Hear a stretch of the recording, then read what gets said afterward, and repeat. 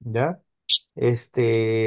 Y vamos a hacer una clase de intercambio gaseoso, ¿ya? Entonces vamos a empezar por espirometría, ¿ok? Quiero, ok. Muy bien, vamos a ver la espirometría. ¿Qué cosa es la espirometría? Bueno, ya ustedes habrán visto que la espirometría es una prueba funcional, ¿no? Chicos, ¿me ven a mí mi imagen? Porque encendí la Sí, cámara. doctor. Ah, ya, ok. Sí, sí se le ve. Ya, perfecto, perfecto. Entonces vamos a ver la espirometría, entonces, que es una prueba funcional, ¿no es cierto? ¿Qué cosa mide? Volúmenes, mide volúmenes, mide también flujos, ¿no? Entonces vamos a tener dos tipos de espirometría. Una espirometría simple, que es simplemente me va a medir volúmenes y capacidades, por ejemplo, la capacidad vital, volumen corriente, ¿no? Pero también vamos a tener una espirometría que es la forzada, donde ya va a entrar ahí una variable que es el factor tiempo, ¿no? Por lo tanto, ya me va a medir flujos, ¿ok? Entonces, esta espirometría prácticamente es la más estandarizada y conocida porque se hacen a nivel hasta inclusive a nivel de consultorio, ¿no? Inclusive lo hemos hecho en la práctica también. Entonces, es sencilla, no es tan cara, así es que es la más estandarizada y conocida. Y como les dije, mide flujos y volúmenes, ¿no? Pero flujos y volúmenes de aire exhalado, ¿no? Acá no tanto me va a interesar qué cantidad meta de aire, sino qué cantidad bote de aire, ¿no? Entonces, lo que va a hacer el paciente va a tener una inspiración máxima, pero esa inspiración máxima que va a tener el paciente para hacer esta prueba no me, no me condiciona a que lo meta en el menor tiempo. Yo puedo inspirar, ¿no? Pero no me dicen que meta el aire ya, ¿no? O sea, que yo haga, no, sino que simplemente que meta todo el aire posible, ¿no? Por eso hasta una inspiración máxima sin importarme el tiempo, ¿ya? Pero cuando yo exhale, ahí sí me va a importar el tiempo, porque me van a decir, bota todo el aire en el menor tiempo posible, ¿no? Pero que tiene que ser sostenido y con un mínimo de 6 segundos, ¿no? Entonces, eso es lo que me va a solicitar, en este caso, la persona que me haga la espirometría. Ojo, eh, si yo estoy en la posición de reposo, ya no les voy a explicar qué cosa es la posición de reposo, porque lo he explicado miles de veces, y yo meta aire a mis pulmones, primero voy a meter mi eh, volumen corriente, que es 500 aproximadamente, luego meteré mi volumen de reserva inspiratoria, ¿ya? Mi volumen de reserva inspiratoria. O sea, voy a meter ahí mi capacidad inspiratoria, ¿ya? Esa es la inspiración máxima. Pero cuando me dicen que exhalen, voy a exhalar mi volumen de reserva inspiratoria, mi volumen corriente, ¿no? Mi volumen corriente, que sería mi capacidad vital. ¿Hasta ahí nomás voto o voto más? ¿Qué más voy a votar? Ahí, a ver, esto tiene que ser como una aula invertida, chicos. ¿Qué más voy a votar?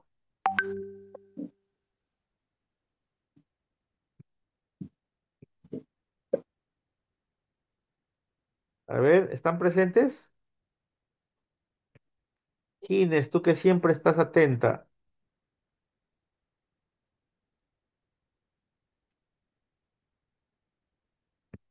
Hola, ¿me escuchan? Hola, Sí, doctor.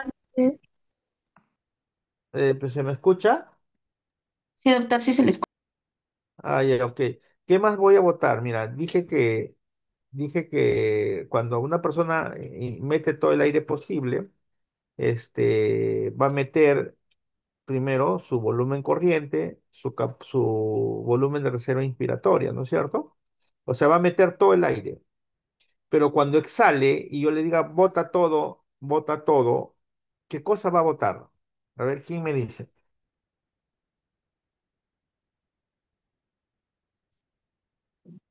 Volumen corriente y volumen de reserva respiratoria.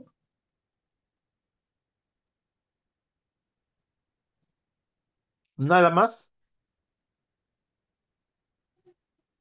y volumen de reserva inspiratoria. Volumen corriente, volumen de reserva inspiratoria y pregunté nada más. ¿Qué dijiste? ¿Volumen de reserva qué? Expiratoria.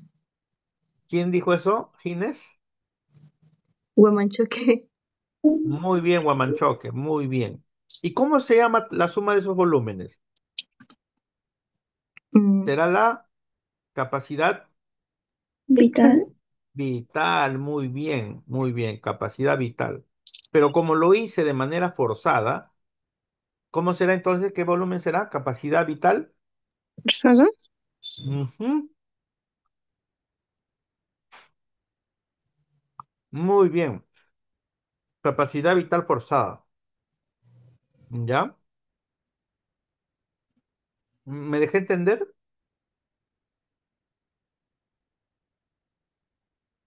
Sí, doctor. Ya, ok. Entonces, lo que yo voy a votar es mi capacidad vital, pero como lo estoy haciendo de manera forzada, será mi capacidad vital forzada. Ok. Pregunta, pregunta. Si yo tuviera un paciente con EPOC o con asma o con cualquier proceso obstructivo, ¿cómo será mi capacidad vital versus mi capacidad vital forzada? ¿Será igual? ¿Será distinto?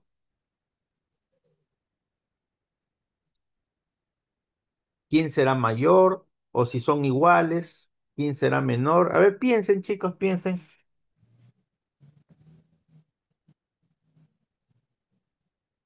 En EPOC estaría disminuido.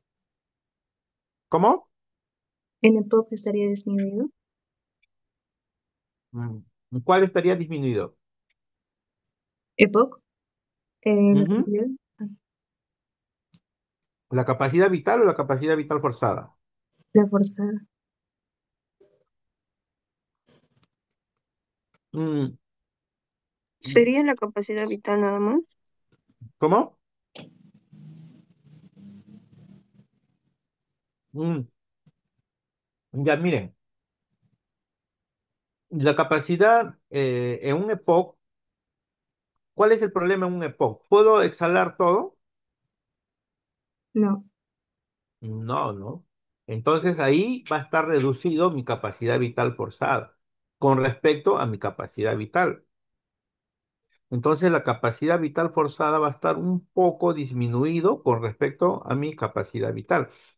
Si fuera una persona normal que no tiene un problema de obstrucción, ¿podrá botar toda la capacidad vital de manera forzada? Sí. Claro, por supuesto, sí. ¿Ya? En un problema restrictivo, ¿cuál será el problema? Entre la capacidad vital forzada y la capacidad vital. ¿Serán distintos? ¿Alguien será mayor? ¿Serán iguales? ¿Qué opinan? ¿Iguales? Por supuesto. ¿Quién respondió? Huamanchoque. Huamanchoque, tú aprobaste, creo, o me parece. ¿En teórico? Sí.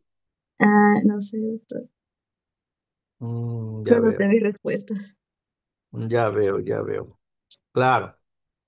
¿Por qué serán iguales? Porque en un problema restrictivo no hay obstrucción, simplemente hay restricción. O sea, meteré poco volumen de aire, cierto, pero botaré también la misma cantidad. Por lo tanto, no hay diferencias. El restrictivo es como un obstructivo, perdón, el restrictivo es como un paciente normal, pero en miniatura. ¿Ok? Muy bien. Entonces, ya ustedes saben qué cosa es la capacidad vital forzada, que es el volumen total que se puede expirar forzadamente luego de una inspiración máxima. No te dice de una inspiración forzada, te dice de una inspiración máxima. ¿Ya? ¿Y qué cosa será el volumen expiratorio forzado en el primer segundo, comúnmente llamado como BF1? Es simple, ¿no? Es el volumen que exhala forzadamente en el primer segundo. ¿Ok? Entonces voy a tener prácticamente tres parámetros en espirometría. El BF1, la capacidad vital forzada, ya que no necesariamente va a ser igual a la capacidad vital, a menos que sea un restrictivo o sea un normal, un patrón normal, ¿ya? Y voy a tener otro parámetro más, que es el cociente entre BF1 y capacidad vital forzada. Muchos lo llaman como índice de Tiefenau, ¿ok? ¿Y para qué me sirve esta prueba? Sirve para evaluar los patrones, si hay patrones básicamente, ¿no? Si hay patrón obstructivo, si hay patrón restrictivo, si el patrón es normal o si es un patrón mixto, ¿ok? Muy bien. Bueno, esta ya es la parte técnica, ¿no? Donde se va a ver pues que existen dos tipos. Uno, los que miden Doctor, volumen, ¿sí? Hola. disculpe, está cambiando de diapo porque no se logra ver. Ah, sí, ya cambié de diapo. ¿No se logra No, ver? no se logra ver. No. Uy, a ver, a ver. Yo Ven, creo que tenía que poner en ¿en qué? habilitar edición arriba, en este amarillito, para que se pueda cambiar la diapo, porque no lo vemos desde hace rato. Habilitar edición. Dice Aquí en anotar. la parte de arriba dice vista protegida, tenga cuidado, los Mm, archivos. sí. No, dice pausar, participante, video, audio, diseño, anotar, control remoto, mostrar reunión, grabar. Ah, ¿están grabando? Tienen que grabar. Sí, sí están grabando. Acá dice habilitar edición, dice. Mostrar reunión. A ver, un Doctor, ratito. si no, te deje de compartir y vuelvo a compartir. Ah, ya, Ah, sí, sí, también. sí. Ok. Cualquier interrupción, háganmelo así directamente porque por mensajes no puedo verlo así tan fácilmente, mejor por como lo están haciendo, ¿no? Por por audio. Ahora se observa. Ah, sí, Pero sigue en la primera diapositiva. Ya, ok. Un ratito. Pero trate de moverlo a ver si es que podemos ver si es que mueve la diapo. A ver, voy a hacer esto. Ya, ve la primera pantalla, ¿verdad? ahora sí, doctor. Sí, Ahora ve en la segunda. ya ahora sí. Ya, esto de acá es la tercera. Ya, esta es la tercera. Y esto es donde me quedé, el espirómetro. ¿Ya? El espirómetro. Entonces, existen dos tipos, como les dije, uno los que miden volumen y otro los que miden flujo, ¿no? Obviamente, a mí me va a interesar los que miden flujo porque son los más utilizados, porque, o sea, una espirometría estática no me da mucha información de que si el paciente tiene un problema obstructivo, tiene un problema restrictivo, ¿no? De repente para un problema restrictivo sí me puede servir una espirometría estática porque solamente me va a dar volumen. Pero en un problema obstructivo sí necesito flujo porque yo tengo que saber en cuánto tiempo yo boto el aire. A mí no me interesa saber si botas todo el aire en 20 segundos, pero, o sea, mejor dicho, me va a interesar sí en cuánto tiempo. ¿Ya? Por eso es que es lo más utilizado. ¿Y cuál es el mecanismo? Entonces, como ustedes verán, obviamente hay condiciones, no haber, hay con indicaciones, contraindicaciones y también hay algunas que luego lo voy a mostrar más adelante, pero mire, el mecanismo es lo siguiente, ¿ya? Se coloca una boquilla en la boca del paciente para convertir el flujo de aire de turbulento a laminar. Acuérdense que nosotros cuando botamos el aire, botamos un flujo turbulento, pero lo tenemos que convertir a un flujo laminar. ¿Y cómo? A través de este dispositivo, ¿no? ¿No? Este es un dispositivo, estos son los diferentes tipos de boquillas, ¿no? El A que es tipo buceo, el B es de boquilla de cartón y el C el filtro de boquilla. Lo cierto es que todo esto de acá van a convertir el flujo turbulento a laminar, ¿ya? Que es el propósito, ¿ya? Entonces, ¿qué va a pasar? Que este flujo laminar ya convertido va a pasar a un neumotacógrafo, que es un dispositivo en realidad que me va a servir como sensor, ¿no? Y que me va digamos, interpretar este flujo, ¿no es cierto? ¿no? Entonces me va a interpretar este flujo, ¿no? A través de un transductor de presión. Y finalmente eh, va a pasar por unos dispositivos donde va a haber un proceso integrador y luego se va a traducir esto en una curva, ¿no? En una curva que puede ser una volumen-tiempo o flujo-volumen, ¿ya?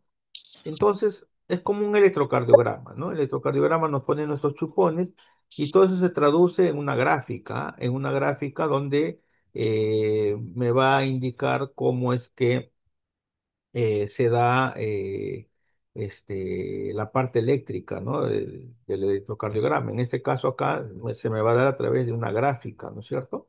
Una gráfica. Y en base a eso yo voy a poder interpretar, ¿ya? Miren, acá tenemos ya dos curvas, una volumen-tiempo y el otro es una flujo-volumen. Miren chicos, ¿ven el puntero? O sea, el cursor, perdón. Sí, Ya, ok, miren. En esta volumen-tiempo, como ustedes están observando, en un paciente normal, estamos viendo acá un paciente normal, miren cómo es que eh, este es el punto cero, el punto de inicio, donde el paciente inhaló todo el aire y está a punto de exhalar, ¿ya? Este es el punto precisamente donde metió todo el aire y está a punto de exhalar. Y cuando exhala, miren en el primer segundo cómo es que prácticamente bota gran cantidad de aire, ¿no? Miren, casi la totalidad de todo lo que bota. O sea, un gran porcentaje, ¿no? Bota en el primer segundo, ¿no? Prácticamente un 80%, ¿no? Y luego, a partir del segundo, va a disminuir este flujo. Este volumen de aire que bota en función al tiempo va a disminuir hasta alcanzar una meseta, perdón, que lo alcanza más o menos entre el onceavo y el doceavo segundo, ¿no? Pero prácticamente se considera un mínimo de 6 segundos, ¿no es cierto? Porque ya casi alcanza la meseta a los 6 segundos, ¿ya? Entonces, no sé si me dejo entender, ¿no? Entonces, como les decía, en esta curva, en esta gráfica volumen versus tiempo, vemos que en el primer segundo prácticamente el paciente ha agotado el 80% de su capacidad vital, ¿ok? Ha agotado el 80% de su capacidad vital, ¿ya? Entonces, para que bote toda su capacidad vital, este paciente ha demorado casi 11 a 12 segundos, ¿no es cierto? ¿Ya? Pero en el sexto segundo ya casi alcanza esa meseta de esta curva. ¿Ya? ¿Tienen alguna duda hasta aquí?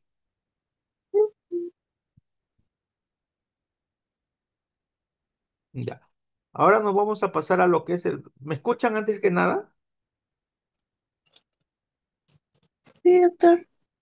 Ya. Ahora nos vamos a pasar a lo que es el flujo volumen. Ya, el flujo volumen. Miren, ¿ah? En otras gráficas se puede ver también la parte inspiratoria, ¿no? Así más o menos, ¿no? Siguiendo el cursor, así, ¿no? Y luego así. Pero mayormente a nosotros lo que nos interesa más que la inspiración es la expiración. ¿Ya? Entonces por eso es que esta curva es suficiente. Miren, ¿ah? Acá tenemos el flujo volumen, ya no tenemos volumen tiempo. ¿Qué significa flujo volumen? Es cómo va el flujo, que se expresa en litros sobre segundos, en función al volumen. A ver, yo les pregunto aquí, ¿cuánto es la capacidad vital de este paciente en esta gráfica?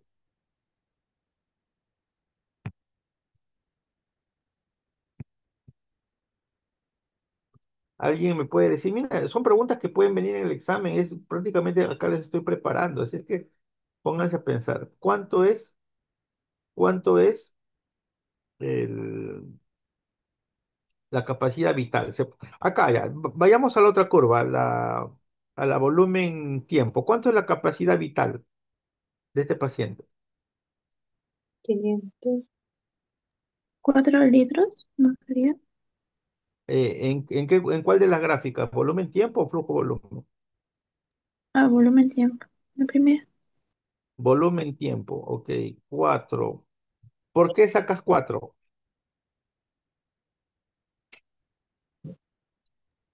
Bueno, yo no sé si estoy mal, pero dijo que en el primer segundo sacaba el 80% de su Ujú, capacidad vital. ujú, Entonces el 4 litros vendría a ser el 80%. ujú. En total vendría a ser 5 litros, ¿o no? Claro, claro, mira, ¿ve? 5 litros, muy bien, muy bien. Y en la otra gráfica, flujo volumen, ¿cuánto sería su capacidad vital?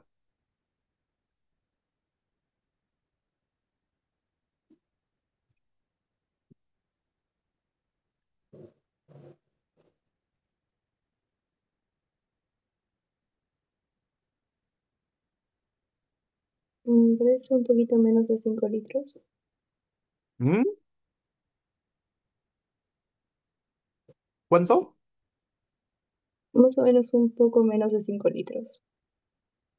Yo diría un poquito más de 4, ¿no? Porque acá es el punto, ¿no? ¿Ven el cursor? Sí. Ahí, ¿cierto? Eso sería su capacidad vital. Ya miren, ¿ah? Miren, esto que ven acá de 0, 1, 2, 3, 4, es el volumen o es la capacidad vital. Por ejemplo, acá sería hasta 1 litro de su capacidad vital, 2 litros de su capacidad vital, 3 litros de su capacidad vital, 4 litros de su capacidad vital. ¿Ok? Miren, acá vamos a tener un flujo, ¿no? Donde esto de acá, este es el punto máximo, ¿no? Donde tiene una velocidad de casi 12,5 litros sobre segundo, ¿no? Esto se le conoce como flujo expiratorio pico, ¿no? Este punto de acá, flujo expiratorio pico. Luego va descendiendo, descendiendo, descendiendo el flujo, ¿no? Hasta tender a cero. Acá vamos a tener un flujo alto, ¿ya? Pero el descenso en una persona normal es rectilíneo. Miren esta curva, rectilíneo, ¿ya? Casi forma un triángulo, ¿no? Acá vemos el descenso rectilíneo en una persona normal, ¿ya? Entonces, vamos a tener acá, ¿qué cosa será el flujo expiratorio del 25 al 75? ¿No? Entonces, ¿qué cosa será el flujo expiratorio del 25 al 75? Va a ser como les voy a explicar. Miren, aquí, ¿cuánto será? 1 litro, ¿verdad? O sea, de su capacidad vital, acá es 1 litro, acá es la mitad de su capacidad vital prácticamente, acá es la tercera parte de su capacidad vital y acá es prácticamente toda su capacidad vital, ¿ya? Acá, ¿qué porcentaje de su capacidad vital será? A ver, los matemáticos, en el número uno, será el 25%. ¿Acá cuánto será? 40, 45. No, 50. Bueno, asumiendo que sea 4 litros la capacidad vital, ¿ya? En el 2, ¿qué será? El 50, ¿cierto? Claro, En el 3, ¿cuánto será? 75. 70. 75. 75. Y el 4 ya será el 100%. Si yo quisiera ubicar los puntos entre el 25 y 75%, me tendría que ir acá, mira. Más o menos, de acá hasta acá. Esto sería lo que conocemos como flujo expiratorio medio o flujo expiratorio 25-75. ¿Ya? Si yo agarrara la curva desde acá hasta el 3, sería el flujo expiratorio 25-75%. ¿Y qué importancia tiene el conocer el flujo de 25 a 75%? Porque es a ese nivel donde se va a observar anormalidades precoces en los pacientes que tienen problemas obstructivos. Por ejemplo, en los fumadores es el primer parámetro que se altera en una espirometría, el flujo expiratorio 25-75, que debería ser un descenso rectilíneo. Pero aquí vamos a observar que la curva en estos pacientes vamos a tener una concavidad o una pequeña pancita, ¿no? Una pequeña pancita, ¿ya? Una pequeña pancita. Entonces, eso me sirve para yo darme cuenta que el flujo expiratorio en 25-75 es el primer parámetro que se va a alterar en unos pacientes fumadores o pacientes que tienen problemas obstructivos. Ok, ¿se entendió? ¿Tienen alguna pregunta? Háganlo ahora o callen para siempre. Doctor, disculpe, la reunión,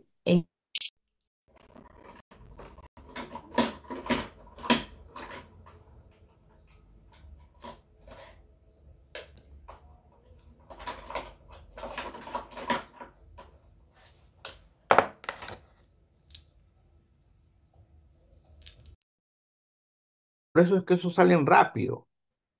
Pero cuando yo llego al 25, o sea, cuando ya boté el primer litro, entre el primer litro y el tercer litro, lo que yo voy a votar es, lo que yo voy a votar es prácticamente el aire que está en los, Recording in progress.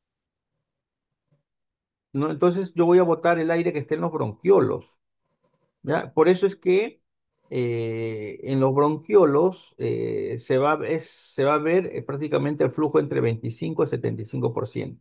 Y es a nivel de los bronquiolos donde se alteran pues, los pacientes que tienen EPOC, asma, por ejemplo. Ya no sé si eso responde a tu pregunta, Gines. Ay, ya entendí. Gracias. Ok. Miren que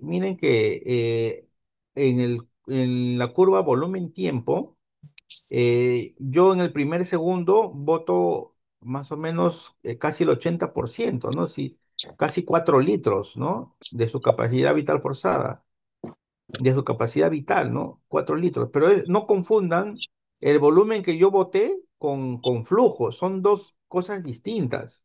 Flujo es una velocidad, litros sobre segundos, y esto simplemente es volumen. Por eso que el mayor flujo prácticamente se le encuentra en el primer litro, ¿no? Entre el litro y algo más, ¿no? Pero, entonces, eso es lo que debe quedar claro. ¿Ok? Chicos, ¿cambio de diapo? Sí, doctor. Ya. Bueno, estas son las indicaciones para realizar el examen, ¿no? Acá tenemos. ¿Ya? Por ahí vino una vez una pregunta de si la tuberculosis, antecedentes de tuberculosis era una contraindicación, y eso es falso. No puede ser una contraindicación, sino a todos los pacientes que han tenido tuberculosis hace 20 años no se les puede hacer, ¿no? A menos que sea una tuberculosis o una tuberculosis que donde esté hemoptizando, ¿no? Entonces eso es diferente, ¿ya? A esto lo pueden ustedes leer tranquilamente en casa. Acá están las relativas y las absolutas, ¿ya? Eso lo pueden leer, ¿ya? Y estos son los pasos para realizar el examen, mire. Primero, la preparación del paciente para la prueba, ¿ya? No fumar, no, eh, esto de acá son broncodilatadores, ¿ya? No broncodilatadores en las últimas 4 horas, ¿no? O sea, no usar salbutamol, bromuro, ¿no? En las últimas 4 horas. Acá está mal escrito, B grande debe ser BD. Se le explica el procedimiento al paciente, ¿no? Porque el paciente tiene que conocer, obviamente, si tiene retardo mental, puede ser una contraindicación relativa, ¿no? Si está, obviamente, con alteración de la conciencia, en coma, obviamente ahí no se va a poder, ¿no? Y luego se ejecuta la maniobra. Entonces al paciente se le dice que respire normal, ¿no? Su volumen corriente, ¿no? Hasta que en algún momento se le dice, mete todo el aire que puedas, ¿no? Una inspiración, que haga una inspiración máxima. El hacer una inspiración máxima no significa que haga una inspiración rápida, no necesariamente. Entonces hace una inspiración máxima y se bota toda la capacidad vital, ¿no? Hasta acá, ¿ya? Obviamente lo que no vas a poder botar es el volumen residual, ¿ya? El volumen residual no lo vas a poder botar, ¿ya? Solamente vas a poder medir la capacidad vital. La espirometría solamente me va a poder medir hasta la capacidad vital, en este caso será una capacidad vital forzada. Pero para yo medir el volumen residual tengo que hacer con otra prueba que se llama pletismografía, ¿no? Que básicamente se basa en que el paciente esté dentro de una cámara, ¿ya? De una cámara y lo que va a meter es helio, ¿no? Un gas que se llama helio. Y en base a esa famosa ley de que las presiones van a ser iguales, es decir, la presión que yo tengo dentro de mis pulmones va a ser igual a la presión que está fuera de, o sea, dentro de la cámara donde va a estar el paciente. Entonces, basándose a eso, yo puedo calcular el volumen residual, ¿no? Aprovechando eso. Pero en la espirometría no se va a poder, ¿ya? Simplemente hice un paréntesis, volviendo al tema. El paciente inhaló todo lo que pudo y luego exhaló, ¿no? Hasta toda su capacidad vital, ¿no es cierto? Y ahí nosotros podemos calcular todos los volúmenes que estamos viendo ahí, ¿ya? Entonces acá estamos viendo que el paciente hace una inspiración normal, ¿no? Ahí podemos ver la capacidad vital lenta. Luego le pedimos que que haga una inhalación máxima y una expiración forzada. Y con eso vamos a medir pues la capacidad inspiratoria, la capacidad vital, ¿no? Como ustedes están viendo ahí. Y esta exhalación tiene que ser constante, no tiene que ser interrumpido, no tiene que haber pausa, tiene que ser sostenido, ¿ya? Hasta que pueda botar todo el aire posible. Obviamente en los pacientes con EPOC no va a botar todo el aire, ¿no? Ya va a haber un momento en que ya no va a poder botar más, o sea, ya no va a poder seguir exhalando y le va a quedar aire dentro, ¿no? Le va a quedar. Entonces aquí vamos a ver que la capacidad vital es distinta a la capacidad vital forzada en estos pacientes, ¿no? Se dice que se deben hacer 3 maniobras aceptables, ¿no? Y nunca repetir más de 8, ¿no? Entonces, de estas 3 maniobras, se escoge el que tenga mayor valor, ¿ya? Miren, acá tenemos precisamente una curva volumen-tiempo, ¿no?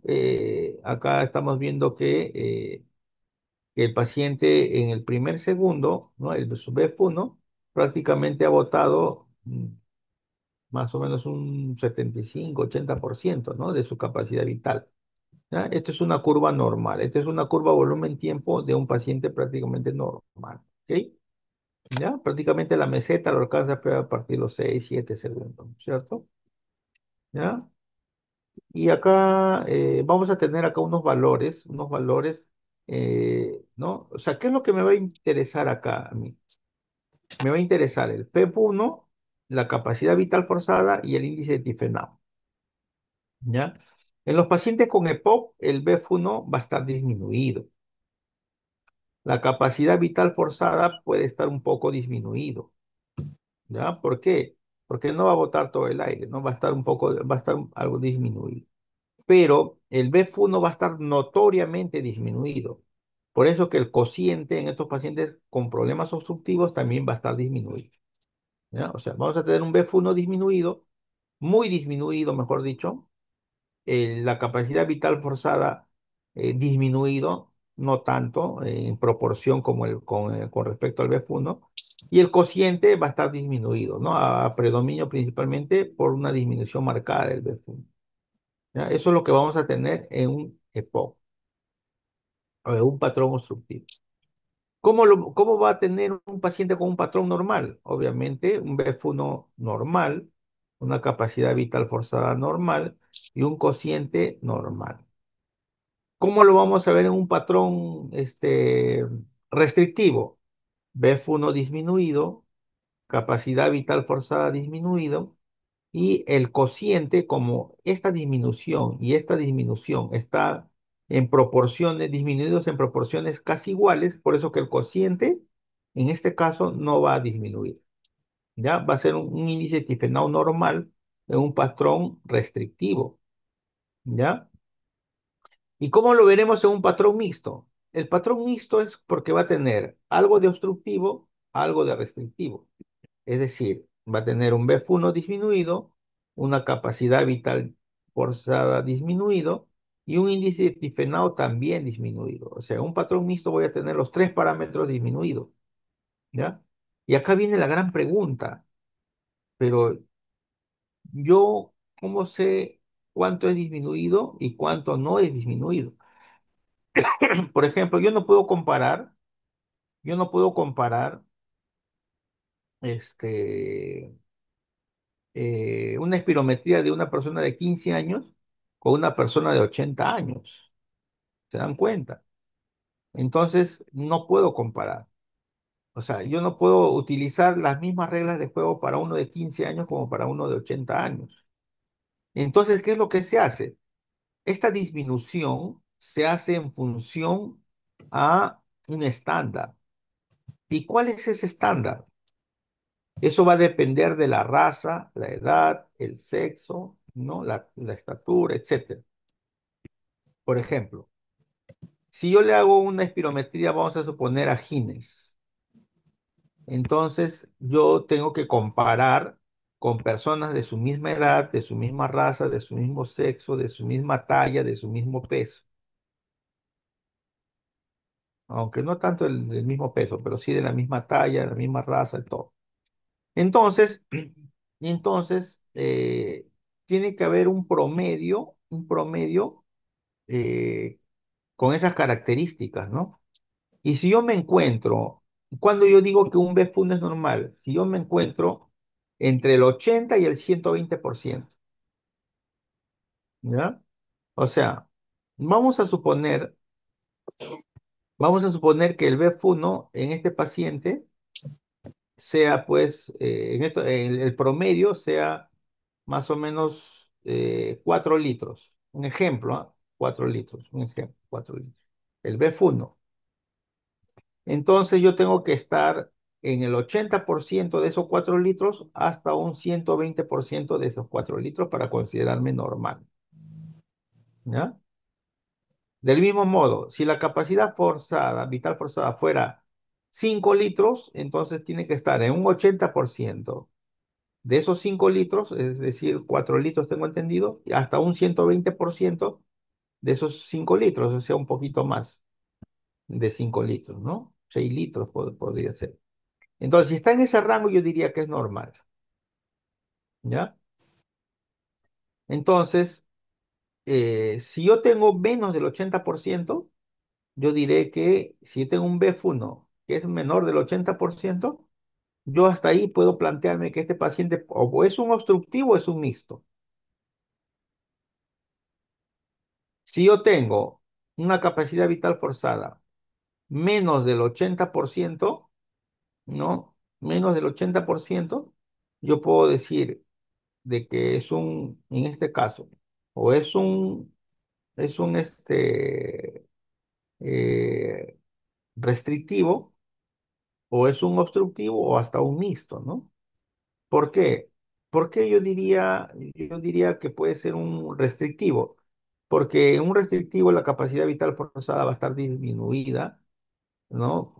Para el estándar va a estar disminuido, porque es un pulmón chico.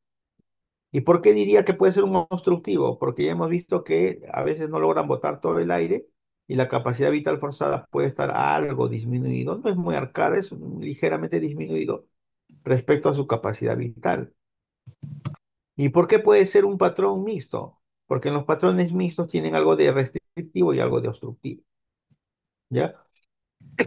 O sea, en conclusión, para que mi BF1 sea normal, tiene que estar por encima del 80%.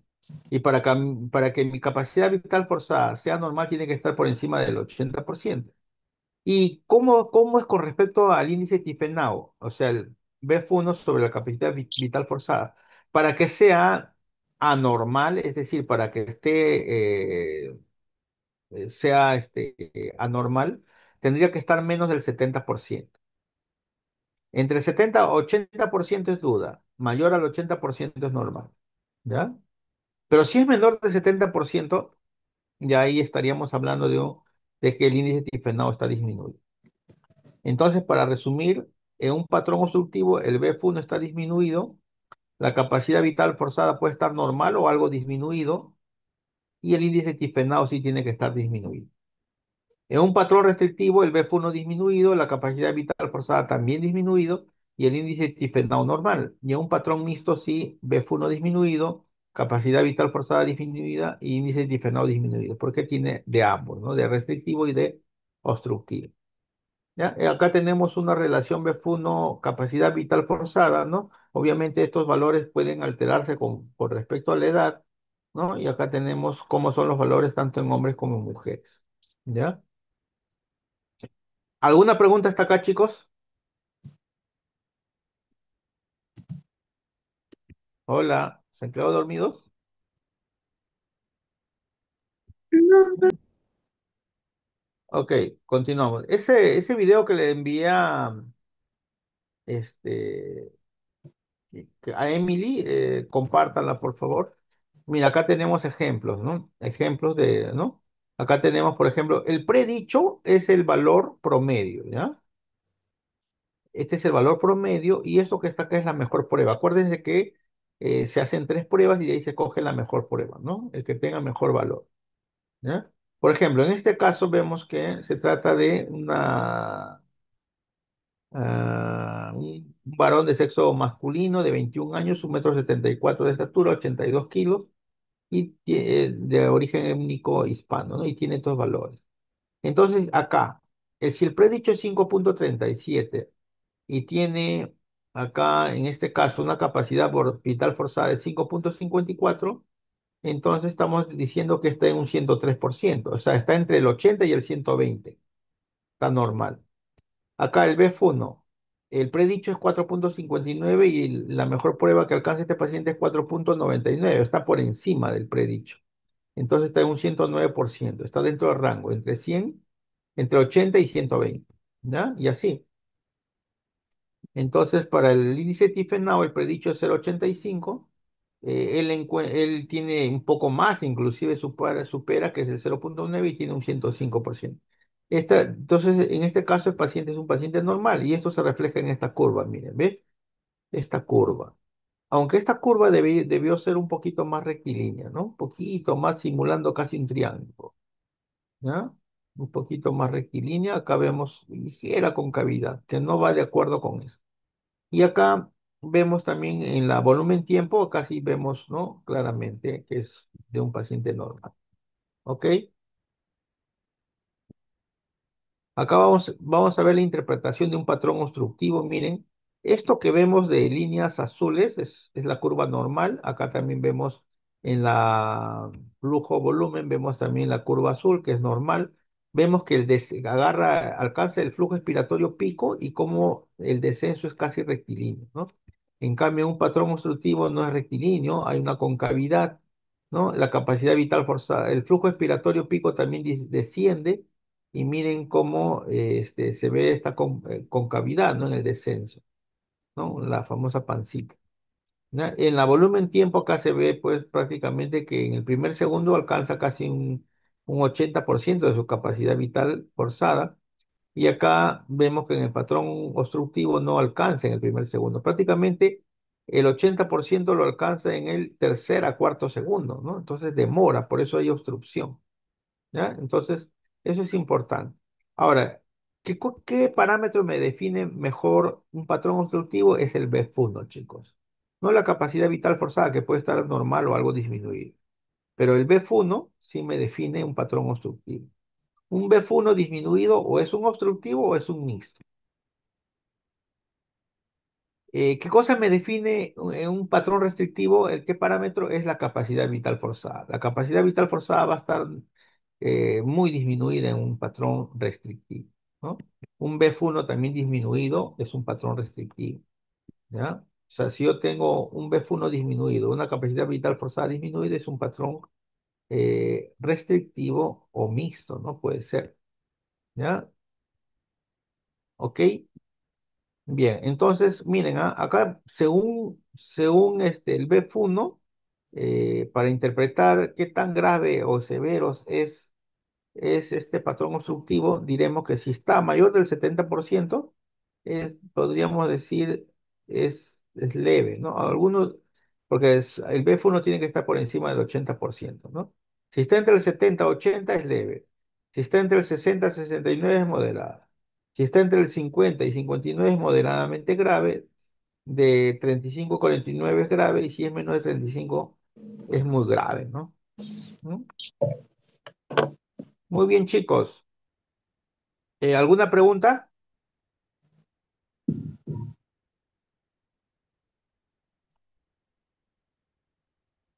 ¿Alguna pregunta, chicos?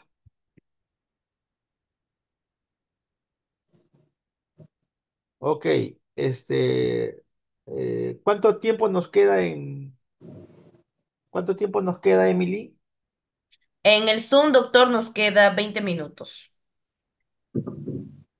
Ya, entonces, si no hay preguntas, vamos a pasar al otro tema, ¿ya? Vamos a pasar al otro tema, vamos a tener que dejar de compartir.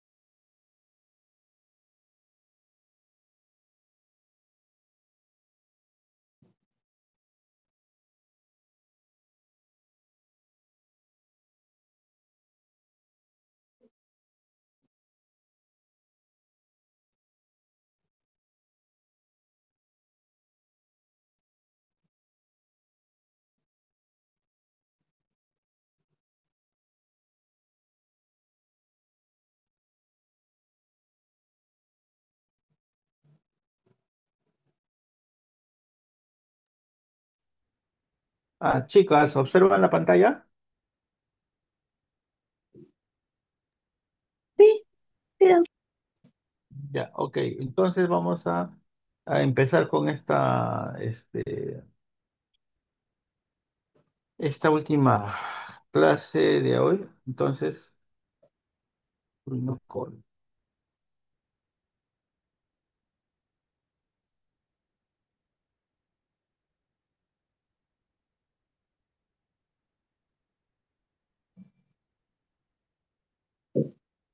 eh, ¿ven que corre la pantalla? ahora sí. Ya. Vamos a ver el tema de intercambio gaseoso, chicos, ¿ya?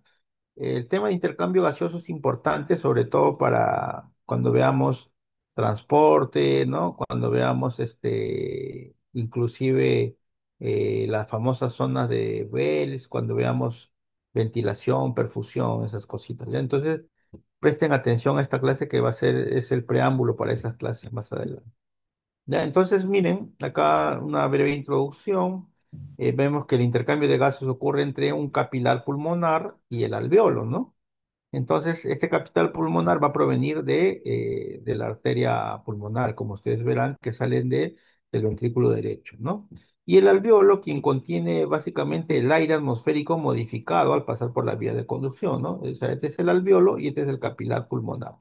¿Ya? Este alveolo obviamente va a contener oxígeno y CO2 modificado, porque cuando viene de la atmósfera y pasa por las vías de conducción, ya ustedes conocen que sufre un proceso de cambio, ¿no? Porque se agrega el vapor de agua. ¿Ok? Hay que recordar que el movimiento de gases siempre se va a dar a través de esta membrana respiratoria y va a respetar el gradiente de presión generada por estos gases, ¿no? Y obviamente, por ejemplo, el oxígeno va desde el alveolo al capilar en mayor proporción. Eso no quiere decir que haya oxígeno que difunda de, del capilar al alveolo, sí va a haber, pero en mínima proporción. O sea, el flujo neto de salida del oxígeno va a ir en dirección del alveolo al capilar. Lo mismo sucede con el CO2, ¿ya? El CO2 en este caso va también, va a ser lo mismo en cuanto a a la gradiente de presión. Entonces, obedeciendo a esto, irá desde el capilar hasta el alveolo, ¿cierto? Desde el capilar hasta el alveolo. Muy bien.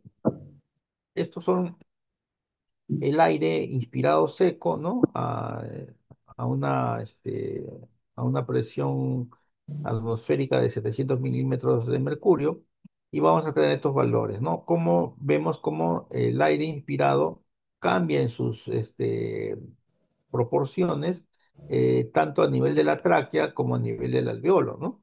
Como en el caso del oxígeno va disminuyendo, se va diluyendo, ¿no? Hasta llegar al alveolo. ¿Ya? La explicación, eso ya se dio en las clases anteriores. El CO2 en cambio va subiendo, ¿no? Va subiendo.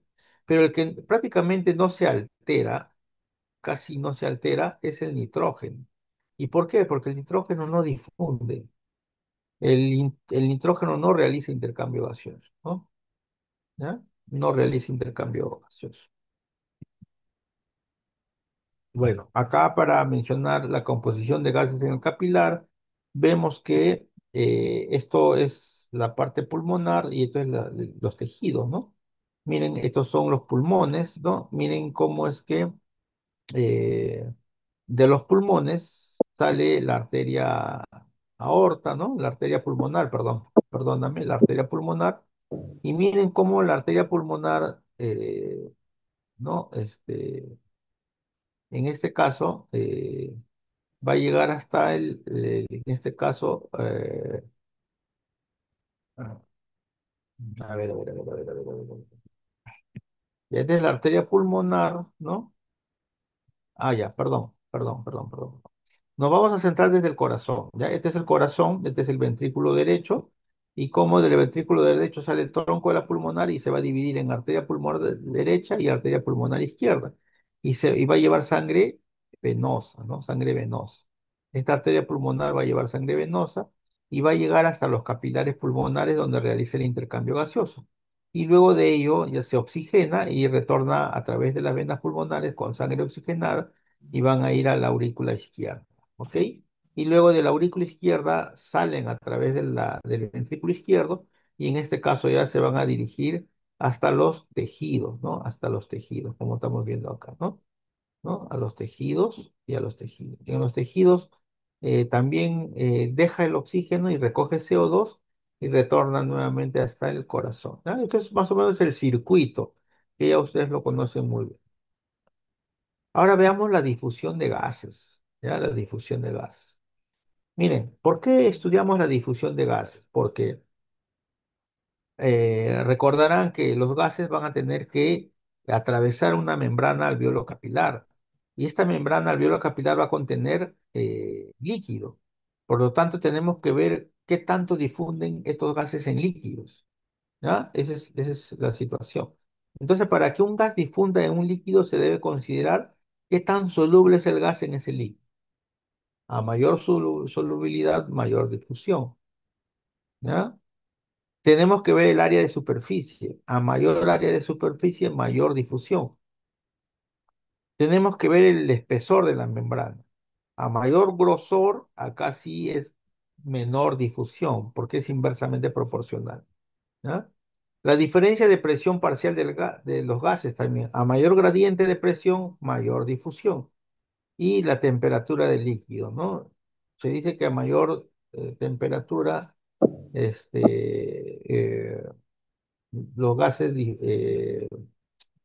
tienen mayor energía cinética, movimiento cinético. ¿Ok? Acá tenemos justamente comparando la solubilidad de un gas, ¿no? Tanto para el oxígeno, dióxido de carbono, el monóxido de carbono, el nitrógeno y el helio, ¿no? Y vemos que el dióxido de carbono tiene 20 veces mayor coeficiente de difusión que el oxígeno, ¿no?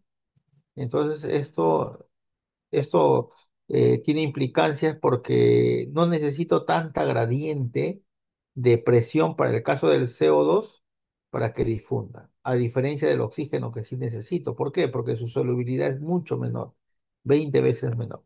¿Ok? Ahora, ¿importa el área de superficie? Importa el área de superficie. ¿No? Acuérdense cómo está distribuido los alvéolos. Miren, ¿ah? dijimos que a mayor área de superficie, mayor difusión, ¿ok? Entonces, ¿y cómo adquiero yo mayor área de superficie? Precisamente porque vemos que estos sacos alveolares están formados por alvéolos y estos a su vez por tabiques. Y estos tabiques le dan, miren, mayor área de superficie. Es como si ustedes tuvieran un terreno y ese terreno lo dividen en cuartos. Entonces, y cada pared me va a representar una área. Entonces, si yo pongo más cuartos, voy a tener mayor área de superficie a que si no lo tuviera cuartos y solamente estaría el terreno en sí, nada más, ¿no? Entonces, los tabiques generan mayor área de superficie. Ahora, esto es importante. Entonces, miren, y gracias a estos tabiques es que vamos a tener mayor área de superficie y vamos a tener que, como vamos a tener 300 millones de alvéolos, sumado a estos tabiques, vamos a tener una superficie alveolar de hasta 70 metros cuadrados. Casi un aula, ¿no? Un aula donde hacemos las clases presenciales. Ahora, ¿qué va a suceder en el EPOC? En el EPOC podemos tener bronquitis y podemos tener enfisema, o las dos cosas. En el caso del enfisema, vamos a tener destrucción. Miren, en el enfisema va a haber destrucción de los tabiques alveolares.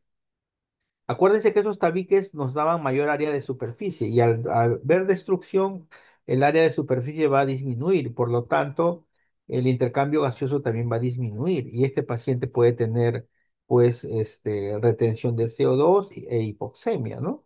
Entonces, reduce el área de superficie y por lo tanto va a disminuir la difusión de gases.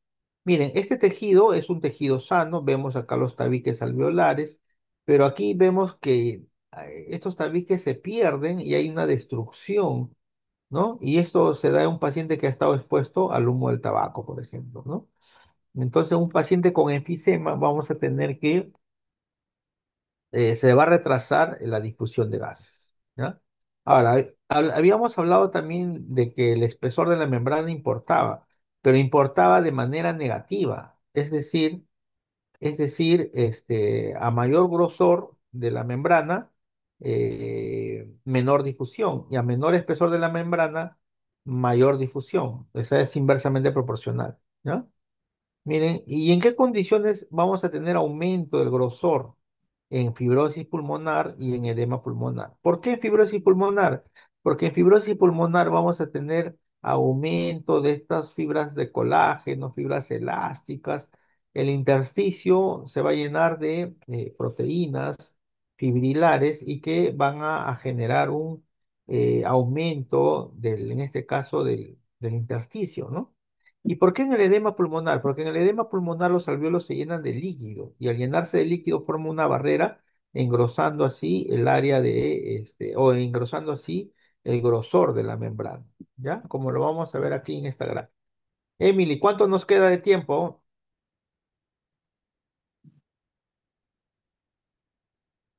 Emily, por favor, ¿le pueden pasar la voz a Emily?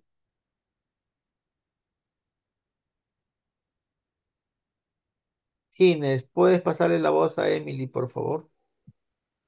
Ok, doctor. ¿Cuánto nos queda de tiempo? Parece que 4 minutos y medio. ¿Cuánto? 4 minutos y medio. Bueno, no sé si es ese, pero en la parte de arriba dice tiempo restante de la reunión, 4 minutos. Ah, ya, entonces voy a seguir avanzando. A lo mejor lo hacemos, a lo mejor lo hacemos.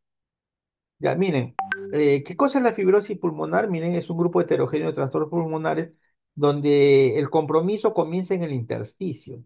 Pero ustedes tienen que saber diferenciar qué cosa es intersticio y qué cosa es parénquima pulmonar, ¿ya? Miren, y le voy a poner acá con un ejemplo.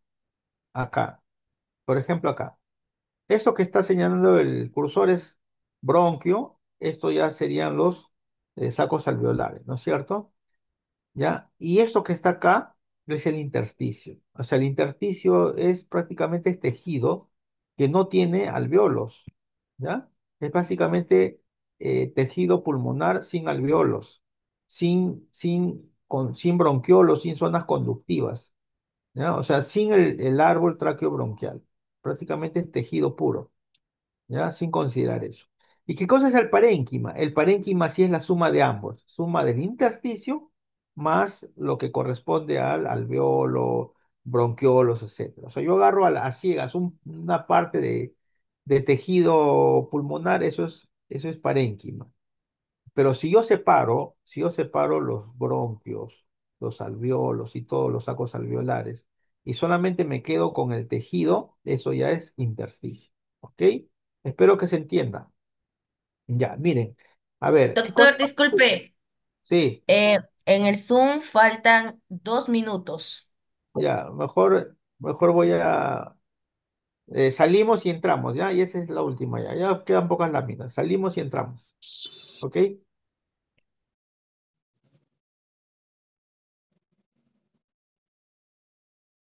Hola chicos, ¿qué tal? ¿Ven la pantalla? Sí, doctor. Y se ve. Ok, ¿se entendió la diferencia entre parénquima e intersticio? Sí.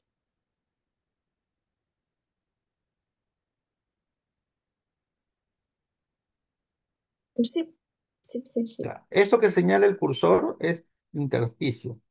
Y todo esto de acá es parénquima. O sea, parénquima es suma de intersticio más la parte del árbol traqueobronquial, ¿no? Que incluye alveolos, bronquiolos respiratorios, bronquiolos terminales, etc. ¿Ya? Entonces, en la fibrosis pulmonar inicialmente se compromete solo el intersticio, pero a medida que pasa el tiempo también va a alterar o va a comprometerse la arquitectura de la parte alveolar y las vías respiratorias, ¿no? Entonces, ¿qué consecuencia va a traer? Va a traer un engrosamiento del intersticio. Por lo tanto, va a haber un engrosamiento de la membrana alveolo-capilar y por lo tanto, en estos pacientes con fibrosis pulmonar es que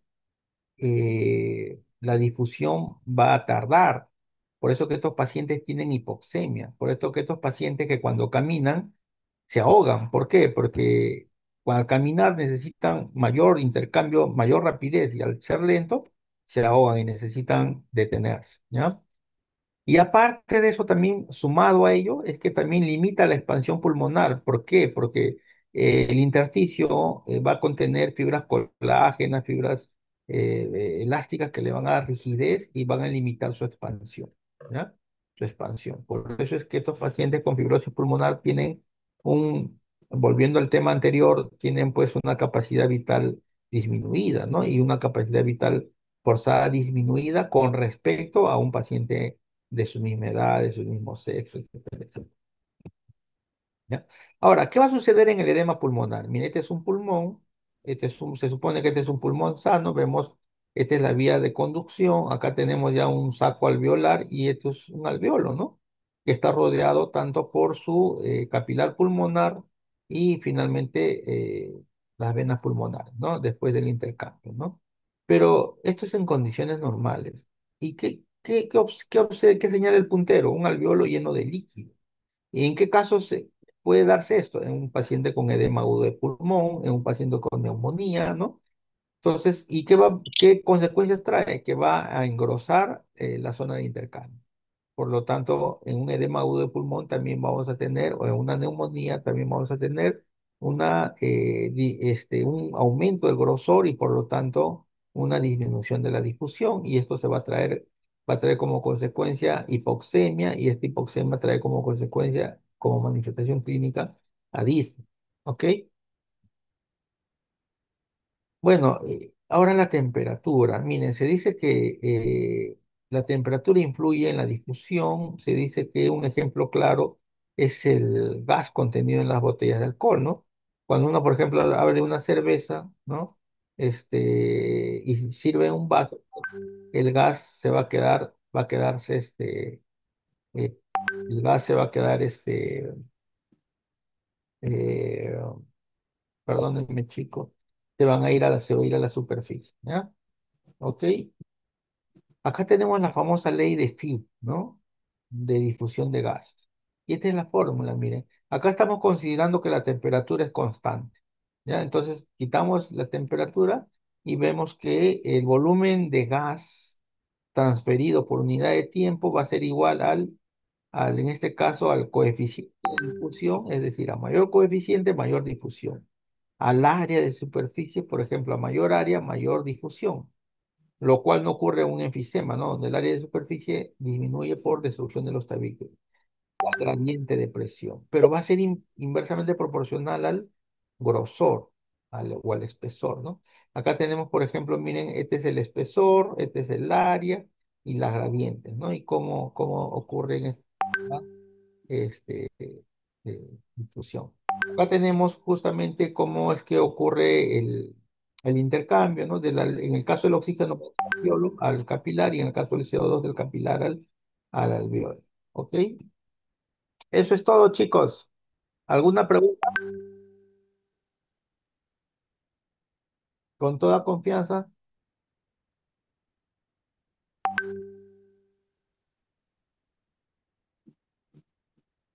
Doctor, en caso de asma que simula, ¿no? Lo que es un caso de edema agudo pulmonar, es lo mismo que un patrón restrictivo, ¿no? Bueno, en sí el edema debería ser un patrón restrictivo, ¿no? No. A No, ver, obstructivo. claro, pues el asma es un patrón obstructivo, pero el asma no tanto hace edema agudo de pulmón, ¿ah? Los que hacen edema agudo de pulmón son, por ejemplo, los que tienen patologías cardíacas, ¿no? Sobre todo del lado izquierdo, ¿no? Los que tienen algún tipo de congestión pulmonar. Pero cuando se llena de líquido en los alveolos aumenta el grosor y por lo tanto disminuye. En el caso del asma, más que todo vamos a ver un patrón obstructivo donde en el asma no se altera la zona de la membrana alveolo capilar, ¿no? ¿En qué caso se altera la membrana alveolo capilar? En fibrosis pulmonar, en edema agudo de pulmón, en neumonías, ¿no? En esos casos. Pero en el asma básicamente es un tema más que todo de las vías de conducción, más no de la membrana. Ujú. ¿Alguna otra duda, inquietud, chicos? Espero que hayan grabado la clase.